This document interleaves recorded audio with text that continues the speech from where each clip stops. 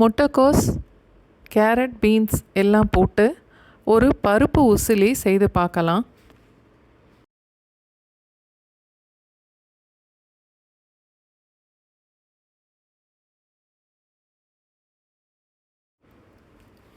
ஒரு பேனில் 2 கப் அளவுக்கு தண்ணி சேர்த்துட்டு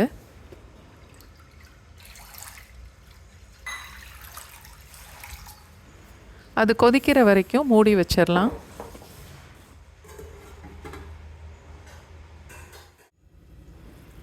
தண்ணி கொதித்ததுக்கப்புறம் நல்லா ஒரு கை நிறைய பாசிப்பருப்பை அதில் சேர்க்குறேன். 1/4 கப்பு கொஞ்சம் கூட இருக்கும்.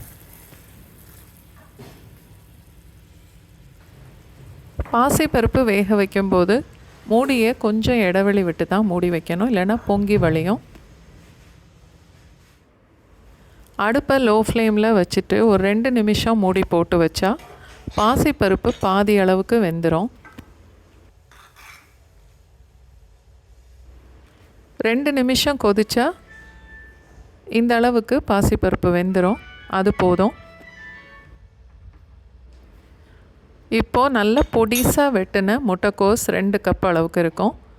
கேரட்டு, பீன்ஸ் ரெண்டுமே 1/4 கப் அளவு தான் எடுத்திருக்கேன். எல்லா காயையும் இப்போ இந்த பருப்போடு சேர்த்து வேக வைக்கணும்.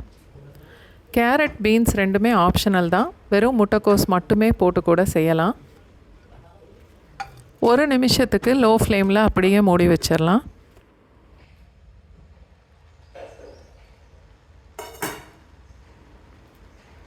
இப்போது காய் பாதி அளவுக்கு வெந்திருக்கும். இதில் மிச்சம் இருக்கிற தண்ணி வத்துறதுக்கும் இந்த காய் வேகிறதுக்கும் கரெக்டாக இருக்கும்.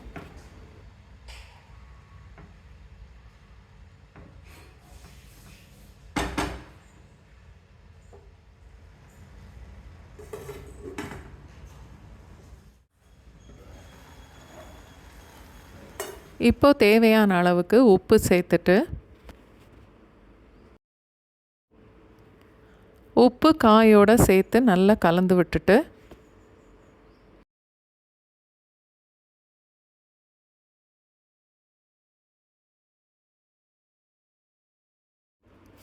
காயெல்லாம் நல்லா வெந்து இந்த அளவுக்கு தண்ணி வற்றி வந்ததுக்கப்புறம் இந்த பேனை அப்படியே பக்கத்து அடுப்புக்கு மாற்றிட்டு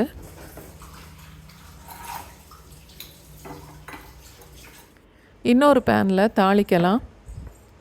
தாளிக்கிறதுக்கு ஒரு 2 டீஸ்பூன் அளவுக்கு எண்ணெய் சேர்த்தா போதும். 1/2 டீஸ்பூன் அளவுக்கு கடுகு, 1 டீஸ்பூன் அளவுக்கு உளுந்தம்பருப்பு, நான் 3 மிளகாய் வத்தல் கிள்ளி சேர்த்துருக்கேன். 5-6 மிளகாய் வத்தல் கூட சேர்க்கலாம். எல்லாம் நல்லா பொரியும் போது ஒரு 2-3 கொத்து அளவுக்கு கருவேப்பிலை,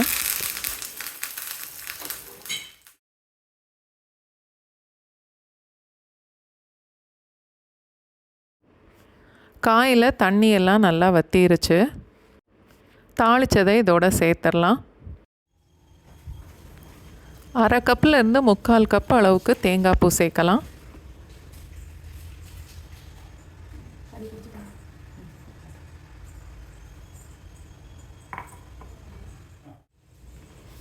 நல்லா கலந்துட்டு அடுப்பை ஆஃப் பண்ணிடலாம். ரொம்ப ஈஸியாகவே பருப்பு உசிலி செய்தாச்சு.